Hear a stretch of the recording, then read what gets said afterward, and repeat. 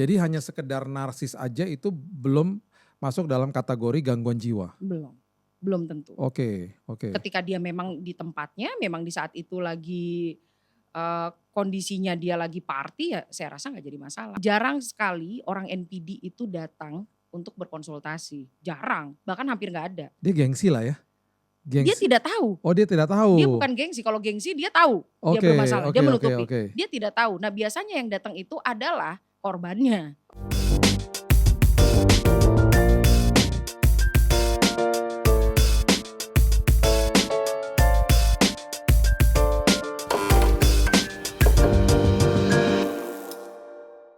Sahabat Kopi, kembali dengan saya Billy Lantang di Billy's Coffee Table. Hari ini saya kedatangan teman yang sangat unik, sangat luar biasa karena kita akan membahas sesuatu yang juga lagi ngetren, sesuatu yang juga lagi sangat unik di kalangan kita. Teman saya yang saya panggil sehari-hari, Evi. Evi ini namanya unik nih Evi nih. Dia ada nama Jawa tetapi dia orang Batak, bener kan? Iya betul. Nama panjangnya apa Vi? Evi Santi Rahayu. Tuh, Evi Santi Rahayu, gak ada nama Bataknya loh. Gak ada nama Batak. Tapi saya Hutapea. Tuh, jadi sebenarnya Evi Hutapea. Evi Hutapea. Tapi sehari-hari dipanggilnya Evi Rahayu. Evi Santi. Evi Santi. Iya. Wah, ternyata Evi Hutapea. Oke. Siapakah Evi Hutapea ini? Eng. Oke, kita ngopi dulu. Oke. Kita ngopi dulu. Ini kopi dari Kupang. Enak, cobain ya.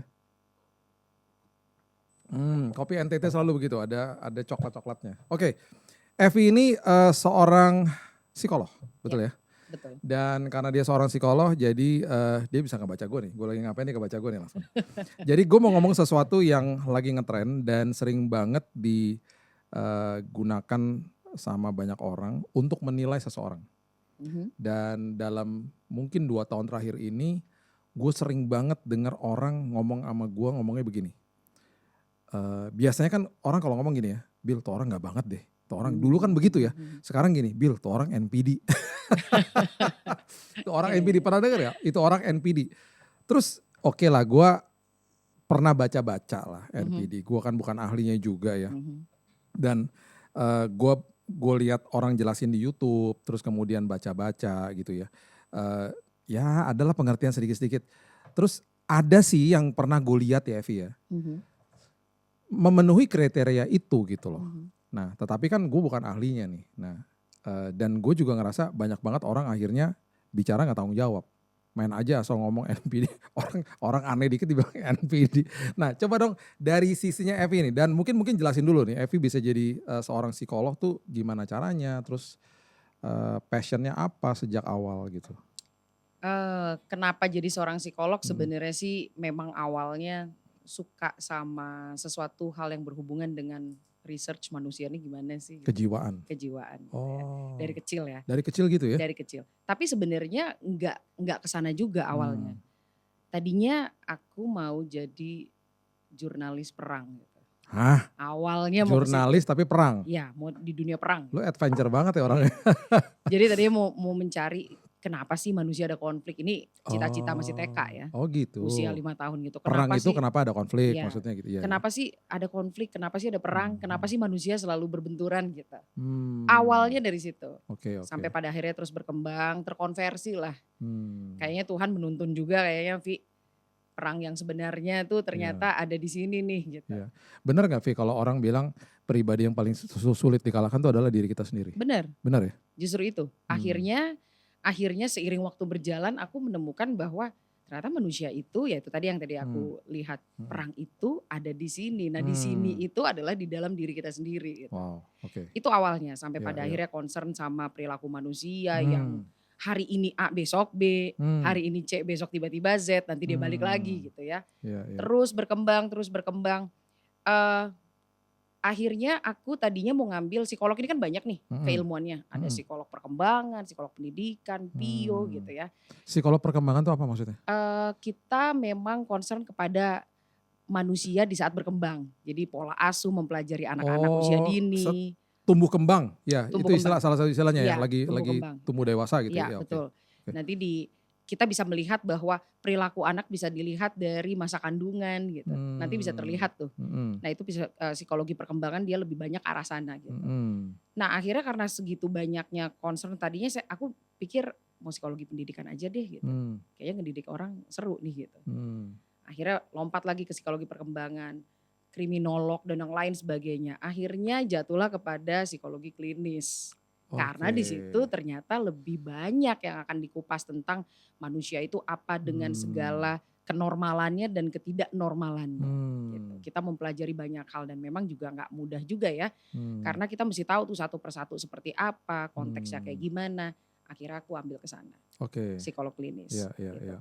Memang saat ini aku banyak concern itu lebih kepada patologi saat ini. Apa tuh artinya patologi? Patologi itu hal-hal yang bersifat masalah yang bersifat ibaratnya kalau lebih gampangnya membedakan antara penyakit yang memang bisa terkendali sama penyakit yang memang sudah pada tahap kronis akut gitu ya. Jadi kayak misalnya skizo, bipolar, konteksnya seperti itu. Gitu. Aku lebih banyak ke sana. Tapi ketika saat ini aku melihat NPD juga salah satunya. Ketika aku melihat mereka, apa yang menyebabkan mereka bisa terjadi pada kondisi tersebut, ternyata ada hubungannya juga dengan pola asuh, ternyata ada hubungannya juga dengan lingkungan, kepribadian, genetik dan yang lain sebagainya. Kurang lebih seperti itu. Pola asuh berarti dari upbringing mereka dengan orang tua mereka di rumah mereka, lingkungan, sama tadi satu lagi genetik. Wow, genetik. Iya. Karena memang banyak orang juga mengalami hal-hal yang bersifat mereka sendiri tidak menyadarinya tapi secara refleks mereka melakukannya gitu. Sehingga jadi pemahaman gue soalnya kan selama ini begini, kalau misalnya ya background lo dari rumah, di upbringingnya seperti itu, lo jadi begitu. Tetapi ada faktor juga genetik ternyata ya. Oh iya. Kejiwaan tuh ada genetik juga, bukan tubuh aja tetapi jiwa juga gitu. Benar. Makanya konteks itu juga dipengaruhi oleh nutrisi pun bisa membuat kekurangan nutrisi, bisa membuat kita juga jadi depresi. Makanya kita ada sebuah istilah psikosomatis gitu ya. Jadi memang konteks tubuh kita yang gak balance itu bisa menyebabkan gangguan terhadap psikologis kita. Gitu. Jadi walaupun orang tua kita sayang sama kita, kasih perhatian udah cukup, cuman gara-gara kurang nutrisi nih misalnya nih, bisa memicu gangguan jiwa gitu. Wow. Mental illness bisa memicu itu. Jadi stunting dan yang lain sebagainya itu bisa akan mempengaruhi fungsi mentalnya bisa bermasalah gitu. Bisa tidak baik. Mental illness kan juga salah satu yang sering banget dikutip ya dibahas sama orang.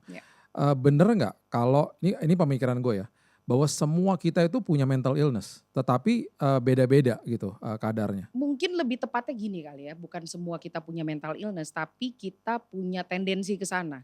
Semua manusia itu bisa mental illness, sama halnya seperti semua manusia itu bisa flu. Semua manusia juga bisa sakit cancer. Bisa ke sana, tergantung bagaimana kita memaintain diri kita. Dan mental illness itu seperti itu, ada yang cuman flu, ada yang cancer gitu kan. Ada yang parah, ada yang ini sih gampang lah ini, cuman dikasih obat dikit juga udah sembuh gitu ya. Diomongin dikit juga oke gitu ya. Yang satu lagi mesti diobatin secara intens gitu misalnya. Betul. Levelnya juga ada. Makanya kan ilmu kesehatan itu kita selalu mengutip di dalam tubuh yang sehat terdapat jiwa yang kuat gitu. Jadi pasti ada relate antara bagaimana tubuh ini balance. Iya benar juga ya, ada pernyataan seperti gitu ya, di dalam tubuh yang sehat ada jiwa yang sehat. Jiwa yang kuat. Jiwa yang kuat, iya. Jadi sebaiknya memang pastikan diri kita gak stunting, gak kekurangan nutrisi, agar jiwa kita ya kuat gitu. Orang dengan gangguan skizo itu seringkali kurang protein, kurangnya magnesium, itu pasti ada beberapa zat-zat nutrisi yang hilang di dalam tubuhnya. Nah, sehingga mereka juga harus kita pola makanannya, dietnya gitu. Enggak cuma dikasih obat aja ya, tetapi memang kehidupannya juga harus kita pola gitu. Iya. Skizo tuh seperti apa contohnya? Kalau gangguan mental seperti itu? Mereka sudah hilang realita gitu. Jadi kalau misalnya jadi gini, pengelompokan dari gangguan kejiwaan itu ada yang kita sebut dengan neurotik, psikotik, ataupun psikopatik yang nanti mengarah ke psikopat gitu ya. Jadi kalau neurotik itu seperti gangguan fobia. Takut. Ya, takut berlebihan pada objek tertentu atau sesuatu kondisi tertentu gitu ya. Ada juga kita bilang gangguan kepribadian ringan di Mm-mm. neurotik ya, kecemasan, anxiety dan yang lain sebagainya, Oke. mood swing. Jadi Oke. dia mudah berpindah-pindah dan yang lain sebagainya gitu. Tiba-tiba Namun senang, tiba-tiba sedih gitu, bisa ya, gitu. ya Oke, bisa. oke. Tapi itu juga ada pada gangguan psikotik yaitu Mm-mm. bipolar. Mm-mm. Cuman dia mengambil satu spektrum aja nih kalau yang neurotik nih. Hmm. Jadi dia nggak semuanya overall yang ada di bipolar itu ada simptomnya di dia. Dia hanya mudah aja, mood swing aja dia gitu. Jadi gangguan mood kita bilangnya. Oke. Ada juga dengan kondisi-kondisi yang memang dia tidak stabil gitu ya. Gangguan pola berpikir kita bilang gitu. Nah itu masih tergolong neurotik. Apa sih perbedaannya? Kalau dia masih gangguan neurotik terhadap kejiwaan, dia masih berfungsi, realitanya masih ada. Dia masih bekerja dengan baik, dia masih bisa berkomunikasi dengan baik gitu. Hanya saja gangguan dia masih punya kesadaran bahwa kayaknya ada sesuatu yang salah nih dari diri gue gitu. Sehingga kita kasih golongannya itu adalah gangguan neurotik. Neurotik, oke. Oke, dan dia bisa dilakukan dengan kondisi konsultasi, itu akan lebih tepat ya. Nggak perlu langsung kita ke psikiater atau mengkonsumsi obat-obatan gitu ya untuk antidepresan dan Tadi lain dibilang sebagainya. karena kenyataannya masih ada, realitanya masih Masih ada. ada Karena realitanya. dia masih bisa kerja, Ya, masih bisa masih bisa komunikasi. berfungsi. Ya, Oke, betul. oke. Tapi ketika psikotik biasanya itu sudah berat arahnya gitu. Bagaimana kesadaran itu sudah mulai hilang. Sudah terjadi waham, sudah terjadi halusinasi. Adanya split personality sudah terjadi gitu ya. Realita mulai hilang berarti. Realita mulai hilang. Oke. Mulai hilang bahkan hilang. Wow, oke. Gitu. Nah, Dia tetapi hidup ini di awang-awang nih udah ya, udah iya, halusinasi segala macam ya. dia tidak punya kesadaran lagi. Wow. Dia tidak punya keberfungsian hidup. Dia tidak bisa bekerja, tidak bisa berpikir logika, tidak tahu sebab akibat gitu. Hilang semua tuh. Nah, itu merupakan salah satu ciri gangguan skizofrenia juga gitu. Yang harus diperhatikan. Tapi memang segala sesuatunya itu ada proses bertahap. Manusia ini kan makhluk yang bertahap ya, berproses ya gitu ya. Sehingga kadang-kadang banyak orang menemukan ketika memang sudah terlambat. Mereka menggampangkan dengan situasi itu. Kondisinya juga ada yang kita sebut dengan psikopatik. Atau yang nanti jadi psikopatnya agak unik juga nih sebenarnya. Psikopat itu malah justru hampir tidak terlihat ya. Gitu. Ini yang kalau kita nonton film-film thriller pembunuh berantai gitu ya. Tapi dia seorang dokter tapi, gitu ya. Ya tapi punya profesi yang kayak gitu orang nggak tahu. Ya kayak Hannibal Lecter gitu ya. Oke kan dia gitu. Jadi dia pinter banget, dia bahkan intelijensinya di atas rata-rata gitu. Wow. Tapi ada ciri-ciri orang yang seperti itu kita sebut dengan psikopatik gitu. Jadi perilakunya ada. Kadang-kadang tuh gini, mungkin pernah mengalami di satu kondisi, nanti ini ada hubungannya sama NPD juga. Nanti di lingkungan, di teman-teman kita, dia orangnya sangat baik sekali. Dia oke banget. Dia seperti terlihat sosial interaksinya gak bermasalah. Tapi ternyata situasi konflik di dalam itu yang bikin itu adalah dia gitu. Tetapi dia tapi orang-orang tidak sadar sampai lama baru akhirnya 1-2 orang menyadarinya ketika dia memang victim. Dia akan menyadarinya. Anjir gua nih yang disalahin nih. Wah dia nih penyebabnya gitu. Walaupun dia bisa menggiring sebuah opini di lingkungan itu. Nggak ada yang sadar. Jadi akhirnya yang paham bahwa dia adalah korban. Biasanya si korban ini nih akan menyadarinya. Gila gue gila nih asli gue dicipuain nih sama dia gitu misalnya. Okay. Tetapi orang lain dia bisa membuat orang lain itu tergiring opininya enggak. Yang salah adalah si korban ini gitu. Nah itu perilaku psikopatik biasanya. Jadi dia kelihatannya baik-baik aja bahkan kayak angel gitu mungkin ya di mata orang gitu ya. Tapi si korban menyadarinya Tapi gitu. korban akhirnya sadar. Iya. Oke, ini sangat menarik dan ini sangat dalam sebenarnya. Nah, kalau kita sekarang kerucutin tadi seperti yang tadi di awal kita mau ngomong nih. NPD yang sering kali dibahas dan disebut-sebut sama orang-orang. Ya. Apa sih NPD itu dan seperti apa orang yang NPD itu apa? NPD, narsistik ya, personality disorder. Disorder berarti dia sudah bermasalah gitu kan kondisinya. Kenapa sih sekarang jadi banyak banget? Sebenarnya konteks NPD ini banyak terjadi setelah kita mengalami pandemi. Gitu. Sejak pandemi ini terkuak nih NPD nih. Dia nggak langsung sih di awal-awal pandemi sebenarnya belum. 1 tahun setelah kita mengalami pandemi mulai timbul tuh NPD, why gitu ya. Karena memang gini, gangguan-gangguan itu sebenarnya hampir sama sih sama fisik ya. Jadi permasalahan-permasalahan itu baik itu jiwa ataupun fisik itu ada masanya. Jadi lagi ngetren apa nanti disordernya apa misalnya gitu. Lagi nih sekarang lagi musim hujan. Sekarang orang flu semuanya gitu. Oh, Oh, lagi iya iya lagi iya. kondisinya panas, oh mungkin ada orang gangguannya apa gitu ya. Sama, Oh, I gangguan see. kejiwaan juga gitu. Iya iya. Jadi misalnya iya iya iya. Kalau misalnya di Jakarta nih, ini lagi pancaroba nih, orang lagi banyak yang flu. Ya, Begitu juga dengan jiwa. begitu Ini juga lagi dengan jiwa. musim begini nih, banyak yang gangguan jiwanya seperti itu Iya, gara-gara musim berubah, iya, terutama waktu zaman Covid. COVID. Dan Oke, yang keluar itu ternyata yang paling banyak didiagnosa adalah NPD. NPD. Oke, sekarang Oh, kita ngebahas tentang why-nya. Kenapa ya iya bisa iya. keluar gitu ya? Karena di saat pandemi itu memang kita punya keterbatasan untuk berinteraksi. Ya, Sosialisasi. sosialisasi kita Heeh. itu habis hilang. Iya iya. Sedangkan manusia itu konsep dasar tumbuh kembang manusia sampai tua itu Mhm. ada 4 dasar aspeknya. Hmm. Yang pertama yaitu adalah kognitif. Jadi kita harus bisa mengolah kognitif kita dengan baik.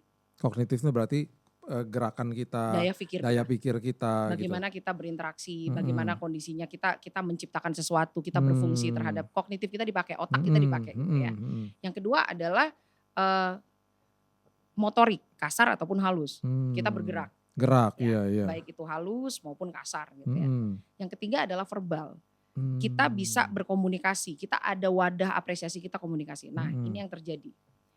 Interaksi sosial. Ini aspek 4 dasar tumbuh kembang Hmm. manusia yang harus terus Hmm. terjadi pada manusia. Jadi 4 Hmm. aspek dasar ini, Jadi kognitif, kognitif, motorik, motorik, verbal, verbal, sama interaksi interaksi sosial. sosial. 4 hal itu 4 hal ini penunjang dari tumbuh kembang manusia. tumbuh kembang manusia. Agar Oke, manusia tetap bisa normal nih. oke. Itu kebutuhan dasar manusia, Wow, fisiologinya dia harus terpenuhi. ya. Itu habis semuanya di saat pandemi. Apalagi Wow, yang paling gak ada nih kita nih iya adalah iya. interaksi sosial. Wah, Nah, gila ketika gila nih keren banget. Gue baru nyadar ya, bener juga. ya, Iya iya ketika iya. interaksi sosial kita dihilangin gitu, apa yang terjadi? Pasti ada kerusakan sistem dong di dalam tubuh manusia itu. I see. Oke. Sehingga timbullah satu disorder nih. Saat itu manusia tuh butuh validasi pada dasarnya. Baik itu Hmm. ke dalam dirinya ataupun keluar. Naturnya manusia gitu ya, Iya, butuh natural validasi. manusia seperti itu gitu. Heeh. Nah, kondisinya saat pandemi itu nggak ada wadah apresiasi kita di situ. Semua Hmm. dibatasin. Nah, akhirnya kenapa timbul di saat 1 tahun setelah kita mengalami pandemi saat itu? Karena akhirnya teknologi sudah mulai berkembang nih. Mhm. Akhirnya itu jadi salah satu wadah interaksi kita. Hmm. Mulailah karena kan interaksi itu, tapi interaksi itu kan tidak cepat ya, tidak ada refleksnya. Jadi Hmm. seakan-akan monolog aja gitu. Iya Jadi iya. ketika kita video kan walaupun kita mau menyebarkan ke orang, Hmm. tapi lebih kitanya yang memvalidasi gitu saat Iya itu. iya iya. Iya. Mulailah narsistik itu timbul di situ. Oh. Akhirnya setiap orang Wah. berbondong-bondong untuk mau mencari validasi dirinya Hmm. secara sadar tidak sadar. Hmm. Mulailah di situ semua menggunakan itu, bahkan interaksi kita dalam konteks kesehatan, pendidikan, semua kita menggunakan hal itu. Hmm. Mulailah itu terjadi. Tiba-tiba banyak banget channel-channel baru, Ya, sosial media yang akun-akun baru yang ya pastinya juga ujung-ujungnya ada cari duit, ada yang juga bosen sampai dia buat video-video ya, mungkin baik ya, ada yang memang videonya video motivasi, khotbah ya. dan lain-lain, dan juga banyak yang ngawur-ngawur juga banyak sih ya gitu ya. Benar. Itu karena untuk validasi diri. Iya, Ya karena manusia ya. butuh itu. Ya ya. Akhirnya terjadilah kondisi itu. Seiring waktu berjalan, keluarlah diagnosa-diagnosa, timbullah nih ya diagnosa-diagnosa yang Hmm. berhubungan dengan si NPD ini. Oke. Dan orang tuh self diagnose ini sekarang banyak sekali karena gampang banget untuk dibuka aja Iya di internet. iya iya GPT iya. juga sekarang udah Iya iya. buka gitu kan, Iya gampang gitu. iya. Nah, sehingga hal itulah yang akhirnya membuat situasinya jadi bias nih. Akhirnya dia narsis dikit, foto dikit gitu ya, atau dia orangnya narsis. Akhirnya penggunaan kalimat narsis itu sering dipakai jadinya gitu. Walaupun sebenarnya apakah benar memang ada sih gangguan NPD gitu ya. Iya betul memang. Saya juga banyak ketika saya praktek juga banyak menemukan hal-hal yang berhubungan dengan NPD setelah di sini nih, di zaman ini gitu. Bagaimana pengakuannya, bagaimana. Tapi NPD itu sendiri juga kategorinya banyak. Banyak gitu ya. Bahkan terus meluas karena seiring waktu perkembangan si karakter manusia itu sendiri. Apa orang kalau dibilang misalnya NPD, oke, ada narsisnya oke, terus Mhm. apalagi yang, karena kan orang narsis juga banyak orang narsis kan, apakah orang narsis berarti di NPD? Enggak juga sih. Enggak juga Enggak kan? juga. Ya. Jadi gini, kategori sebelum kita masuk ke NPD, saya mau menjelaskan bahwa ada yang disebut dengan spektrum, ada yang disebut dengan simptom gitu. Hmm. Jadi kadang kalau misalnya kita bersih nih, Hacim gitu ya. Hmm, hmm. Saya coba mengimpersonate sama fisik supaya orang bisa paham gitu. Ketika kita bersin, itu kan salah satu ciri orang flu. Oke. Tapi kan ketika dia bersin belum tentu dia flu. Oke. Gitu Betul, ya. Gitu. betul. Jadi dia hanya simptomnya aja yang dia, perilakunya aja hacim gitu. Oke, orang flu. Pasti orang tanya, lo flu ya? Padahal bisa jadi dia alergi sama debu. Atau bisa jadi memang saat itu memang reaksi tubuhnya seperti itu gitu ya. Sama halnya dengan konsep NPD ini sendiri. Ketika kita ingin menunjukkan, kondisi yang kita pikir, oke, saya mau norak-norakan nih gitu ya. Belum tentu dia terjadi NPD. Gitu. Oke. Bisa jadi aja memang dia perilakunya atau budayanya dia begitu. Di mana-mana dia harus foto. Di mana-mana dia harus memvalidasi dirinya dengan kamera, gitu. Ketika memang itu cuman hanya satu bagian aja, kita nggak bisa bilang itu NPD. Mungkin bisa kita bilang, oh simptomnya kayak NPD atau spektrumnya dia punya spektrum NPD nih gitu. Tapi apakah itu akan menjadi gangguan ketika itu terus dia lakukan? Selama itu tidak mengganggu realita, sebenarnya nggak jadi gangguan apapun itu perilaku kita. Realita kita tetap ada, kita mengerti kesantunan atau adab yang ada gitu. Kita melakukan hal yang bersifat exhibition gitu di tempat yang tepat, sebenarnya nggak masalah. Belum tentu di NPD. Belum tentu di NPD gitu. Kadang-kadang kan manusia kan impulsif aja, dia kesel atau dia iri dia bisa bilang kayak begitu gitu kan. Dia norak nih NPD gitu kan. Jadi hanya sekedar narsis aja itu belum masuk dalam kategori gangguan jiwa? Belum tentu. Oke. Ketika dia memang di tempatnya, memang di saat itu lagi kondisinya dia lagi party ya saya rasa nggak jadi masalah. Atau emang itu tempatnya gitu ya. Dia performer misalnya gitu ya. Itu nggak jadi masalah gitu. Yang akan jadi masalah ketika realita dia hilang dan mengganggu sosial interaksi. Ketika realitanya hilang. Dan dia nggak tahu kesantunan yang ada. Dia nggak tahu attitude apa yang harus dia gunakan di situ. Dia bahkan berarti kalau gue bisa tambahkan dia tidak sadar kalau dia ngelukain orang. Itu juga kan realita kan. Betul. Dia nggak sadar bahwa dia tuh udah ngelukain banyak orang. Betul. Wow. Itu refleksnya dia. Gitu. Ngeri banget. Ya, itu salah satunya. Jadi kita nggak bisa bilang bahwa itu NPD selama dia masih ngerti adab. Gitu. Hanya perilakunya ya simptomnya aja. Nah, bagaimana dengan NPD? NPD tidak menyadarinya. Bahkan dia selalu merasa dirinya dia itu tidak salah. Wow. Jadi orang NPD nggak sadar bahwa dia NPD. Iya. Wow. Dan jarang sekali orang NPD itu datang untuk berkonsultasi. Jarang, bahkan hampir nggak ada. Dia gengsi lah ya? Dia tidak tahu. Oh dia tidak tahu? Dia bukan gengsi, kalau gengsi dia tahu. Dia bermasalah, dia menutupi. Dia tidak tahu. Nah biasanya yang datang itu adalah korbannya, lingkungannya. Iya. Jadi salah satu gangguan kejiwaan yang konsultasi nih, yang bukan memang dia gangguan, itu adalah si korban si NPD. NPD itu jarang datang gitu ke psikolog atau ke psikiater, saya NPD gitu, tidak. Bahkan ketika dia sudah terdiagnos NPD, dia tetap meyakini dirinya dia, enggak. Baik-baik aja, gue baik-baik aja, gitu. Gak ada masalah sama gue. Bener gak orang NPD itu ada gaslightingnya? Jadi maksudnya ya dia ngerasa bahwa gue korbannya kok. Gue yang jadi korban. Playing victim jadinya. Playing victim ya. Mereka selalu seperti itu. Mereka selalu menunjukkan diri mereka itu adalah orang baik-baik saja, orang yang salah. Jadi ya harus hati-hati. Padahal udah banyak banget orang ninggalin dia. Iya. Orang ninggalin dia, orang menjauh dari dia, tapi tetap aja nggak sadar gitu. Betul.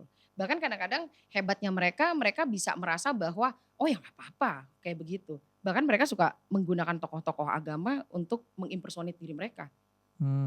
Ada salah satu teman saya, kebetulan dia juga Kristen ya, sama-sama sama saya, dia mengatakan ya Tuhan Yesus aja disalib rame-rame kok. Wow. Itu gila sih. Itu memvalidasi diri. Dan padahal orang udah banyak yang ninggalin dia dan dia nggak nyadar, tidak bercermin gitu ya. Iya. Dia dan pikir playing dia victim. apa-apa. Wow. Dan dia pakai teori-teori itu. Jadi agak-agak mirip 11-12 dong tuh kalau NPD gaslighting ya udah biasanya ke situ arahnya ya. Iya, gaslighting itu kan bagian simptom dari perilakunya dia. Spektrum yang dia tunjukin ke orang gitu kan. Dia akhirnya dia bisa menggiring opini, dia mengatakan kepada orang bahwa lu juga sih yang salah kan gitu kalimatnya ya. Kalau lu ngikutin gue, lu harusnya gak kayak gitu kan gitu kan. Jadi ketika orang mereka sangat bersemangat ketika melihat temannya atau orang itu terjatuh atau orang itu menderita. Mereka tidak punya simpatik. Apa sih definisi yang tepat tepat buat orang yang dianggap NPD? Apa perilakunya atau definisinya yang tepat itu apa? Paling gampang adalah orang yang merasa dirinya nggak pernah salah. Dia Oke. selalu merasa dirinya bener aja. Itu definisi yang paling gampang tuh Yang itu? paling gampang itu. Wow, Kalau dia nggak pernah bahasa-bahasa rasa salah? kedokteran ya, kalau bahasa-bahasa psikolog atau kedokteran kita bikin kan nggak nyangkut nih. Jadi kalau misalnya ada orang yang merasa dirinya nggak pernah salah dan dia selalu benar gitu ya perlu dipertanyakan. Karena Wow. pada dasarnya salah satu proses manusia untuk mencapai aktualisasi diri adalah Iya. proses kesalahan. Kita ada fase proses kesalahan kita bilang. Nah, Hmm. jadi ketika memang proses kesalahan itu dianggap sama dia nggak ada di dalam dirinya dia gitu. Dia selalu benar, pokoknya apa yang dia bikin benar deh gitu. Perfect lah, semua orang salah lah gitu.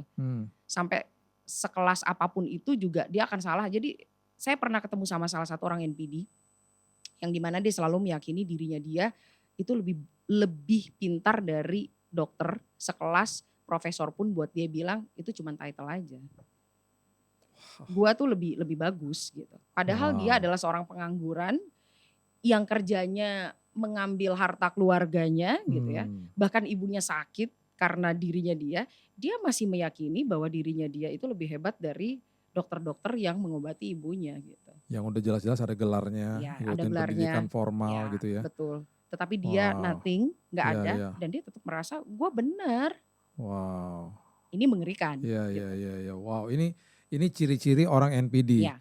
Dan sekali lagi, udah ditinggalin sama orang banyak, orang juga gak mau deket-deket sama dia, bahkan orang terdekatnya juga mungkin udah ninggalin dia, Iya. dan masih gak sadar juga. Masih tidak sadar juga. Dan masih merasa bahwa dialah yang victimnya. Iya. Dan dia menderita. Soalnya kan secara normatif ya, maksudnya gini loh. Kalau gua konflik sama satu orang, terus gua ngadu sama Evi nih misalnya. Ya ada kemungkinan gue kan misalnya gue pasti jelek-jelekin orang misalnya gitu ya. Ya orang gini. Terus ya ada kemungkinan gue yang bener lah mungkin gitu ya. Yeah. Tapi kalau tiba-tiba gue bukan konflik sama satu orang aja. Banyak gitu. Banyak. Ya orang juga ngeliat dari luar. Ya salah lu kali gitu. Kalau semua orang ninggalin lu dikit-dikit konflik. Dikit-dikit lu diemin orang dan lain sebagainya. Itu kan harusnya orang dari luar juga bisa lihat. Masalahnya di lu kali gitu. Yeah. Tapi dia masih tetap nggak sadar, nggak tahu gitu. Bahkan biasanya mereka pakai teori-teori itu tadi, yang ketika dia mengatakan bahwa Tuhan Yesus juga ditinggalin di salib Abraham. Dia bisa menggunakan dan dia bisa mengutip konteks-konteks yang meyakini dirinya dia terhadap pemikiran itu. Tapi gini, NPD itu tidak selalu harus dengan ekspresi sombong. Ada juga orang yang NPD ekspresinya itu menderita. Wow. Gitu. Jadi dia yang paling paling victim menderita. lah ya. Paling victim. Dia yang dia kerjanya menangis, dia akan terus nggak pernah berhenti bahwa dirinya dia ini menderita, orang itu membohongi dia. Jadi sebenarnya yang perlu kita lihat kalau ekspresi kan tergantung dari tipe kepribadian manusia itu sendiri ya. Kalau memang dia tipikal kolerik, si NPD ini tipikal kolerik ya dia pasti akan seperti tadi gitu ya. Gue gak mau tahu gitu, dia akan lebih bicaranya juga akan lebih keras gitu. Tapi ketika dia seorang melankolis gitu, ataupun dia tipe pragmatis gitu karakternya, ya dia akan berbicara seperti dia menderita gitu. Kalau gaslighting tadi biasanya orang kolerik, orang sanguin gitu ya, dia NPD, dia akan seperti itu.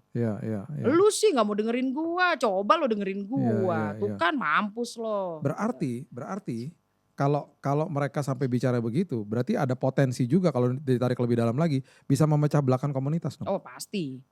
Wow. Ciri-ciri orang NPD itu selalu membuat skenario yang memuaskan dirinya dia. Kebenaran itu atas pemikirannya dia. Mau itu ekspresinya menderita ataupun ekspresinya reaktif, ya pokoknya intinya kebenaran itu adalah dia. Dan akhirnya dia bisa menggiring opini, membuat narasi tertentu dalam sebuah komunitas, bisa memecahkan belah antara gue yang benar nih, akhirnya yang ini berkubu sama dia, yang ini pokoknya lo kalau nggak berkubu sama gue, lo jangan di sini gitu ya. Bisa jadi pemecah belah juga akhirnya. Betul. Penggiringan opini itu kuat sekali. Itu salah satu simptomnya mereka gitu ya. Selalu merasa dirinya benar, nggak pernah salah, lalu dia suka menggiring opini sesuai dengan keinginannya dia, itu salah satu cirinya. Baik itu yang ditampilkan dengan, jadi penampilannya itu nggak mesti harus selalu keras, bisa juga dengan kesedihan, penderitaan. Macam-macam gitu. Tetapi definisi besarnya ya seperti itu. Pokoknya ini adalah kesalahan orang terhadap gua.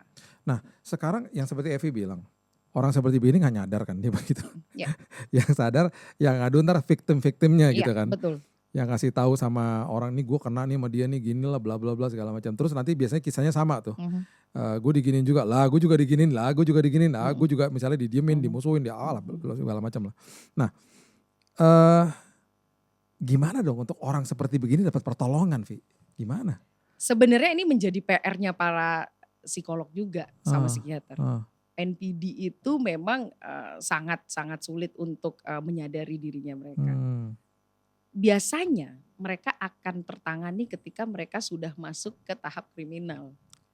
Ketika mereka sudah terjebak pada hal-hal yang bersifat dihukum. Iya. Akhirnya kita biasanya kan kalau atau kena batunya lah misalnya gitu ya. Iya. Sesuatu yang oke lah misalnya bukan secara hukumnya tapi misalnya kejadian sesuatu yang memalukan dia sampai dia atau enggak jadi korban yang luar biasa dari sesuatu yang dia lakukan misalnya. Bisa nggak gitu? Enggak. Mereka sampai kan tadi seperti yang saya katakan.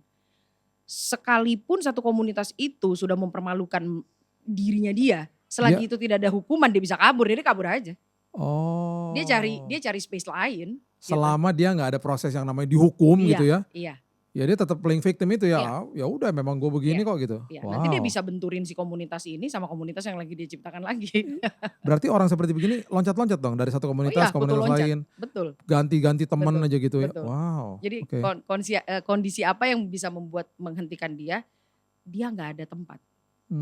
Dia baru merasa menderita. Dia baru merasa bahwa wah salah nih gue. Kadang-kadang kesalahannya itu pun juga tetap masih ada orientasi dirinya dia. Salah nih gue stepnya harusnya begini gitu. Wah, masih mikir gitu ya? Masih mikir begitu. Gila. Itu orang NPD. Wow. Dan untuk menghentikan orang NPD rata-rata dengan dia terkena gangguan fisik yang dia sudah tidak mampu lagi gitu ya misalnya. Sekasar-kasarnya dia memang sakit lah gitu. Itu atau biasanya dia terkena permasalahan kriminal. Yang dia emang harus di penjara misalnya. Dia ada hukuman ini. Misalnya semua orang udah gak mau denger dia lagi. Gak ngaruh juga tuh? Enggak, NPD tidak seperti itu. Dia akan terus menciptakan. Udah temennya tinggal satu misalnya di dunia. Gak peduli juga dia? Enggak. Wow. Tidak, itu tidak menghentikan mereka untuk terus menyatakan bahwa dirinya dia benar. Aduh, kasihan banget ya. Iya. Wow. Nah, hebatnya NPD ini kan dia bisa menciptakan suasana ya. Jadi suasana seakan-akan normal atau suasana seakan-akan dia bisa punya interaksi yang bagus gitu ya sama orang gitu ya.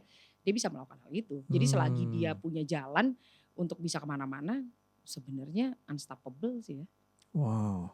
NPD. Ngeri juga ya. Sangat. Sekarang misalnya ada orang yang tahu nih. Misalnya gue tahu nih orang ini NPD. Gue juga gak bisa kasih tahu dia dong bahwa lu minta you need help nih, lu mesti counseling nih atau apa. Gak bisa juga dong kasih tau dia, karena dia kan NPD. Iya, jarang. Kecuali dia punya kerendahan hati yang bilang, iya sih gue harus berubah ya Bill, misalnya gitu. Iya. Misalnya gitu, kan susah. Susah, jarang sih. Dia ngerasa bener kan soalnya. Betul.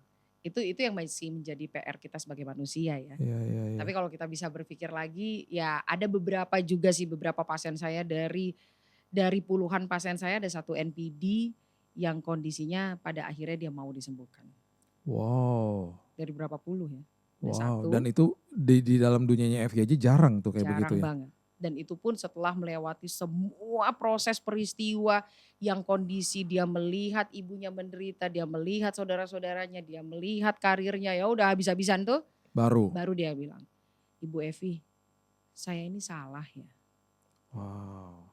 Tapi kan kasihan ya, ngelewatin semuanya itu baru akhirnya bisa seperti baru nyadar istilahnya gitu. Ya, rata-rata seperti itu. Wow. Kondisinya seperti itu yang berhubungan dengan NPD. Iya. Tapi memang ya itu tadi 4 kecerdasan alamiah, kondisi alamiah manusia yang harusnya itu tetap kita jaga. Dari interaksi sosial, dari verbal, kognitif, dan motorik ya, itu harus tetap terjaga agar kita terus berada di realita kita. Coba jelasin dengan elaborate deh. Kalau motorik itu berarti kita harus ngapain? Olahraga, bergerak ya, olahraga ya. Itu sehat ya. Terus kemudian verbal itu berarti kita harus ngapain? Ngobrol sama orang, biasanya ngobrol, komunikasi gitu berkomunikasi yang bermutu.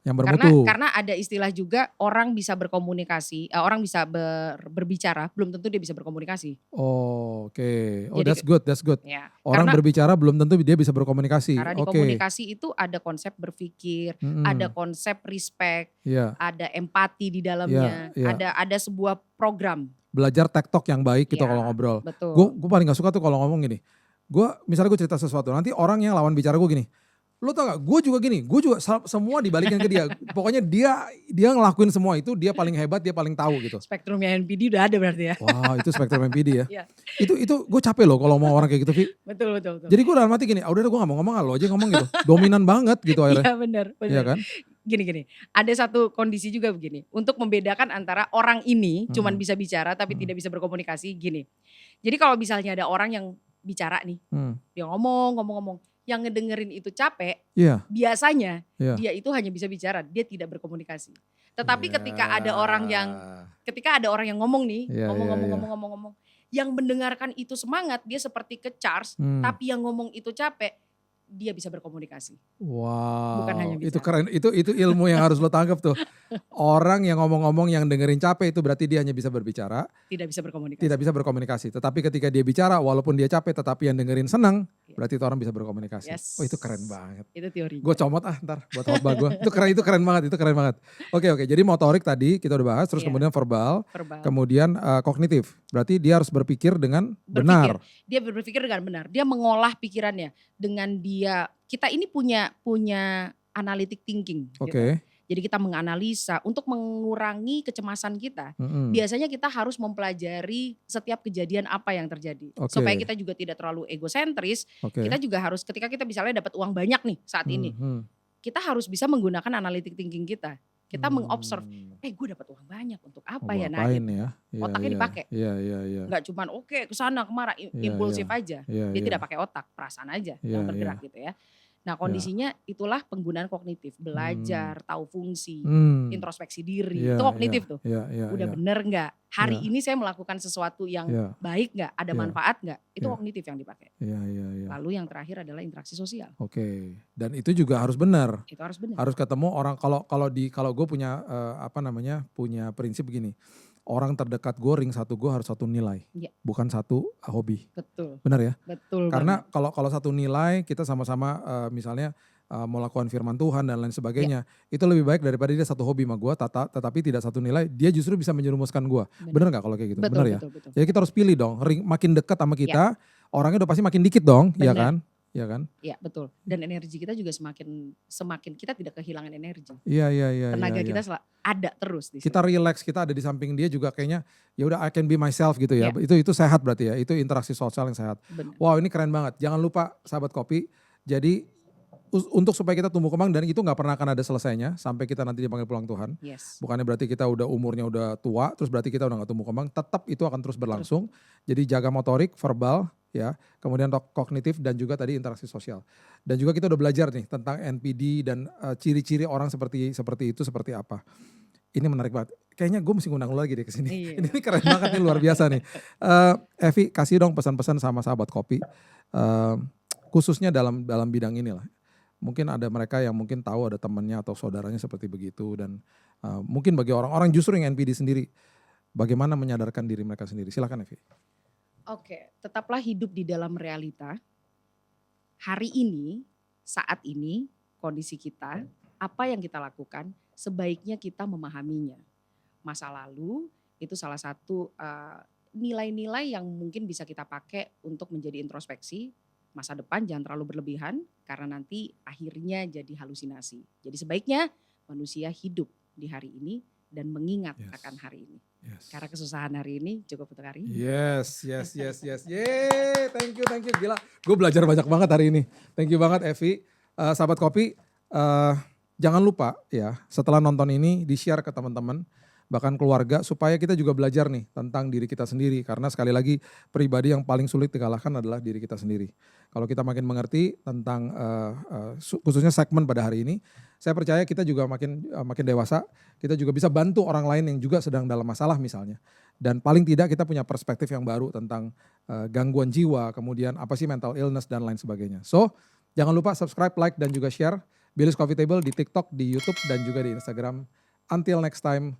God bless you.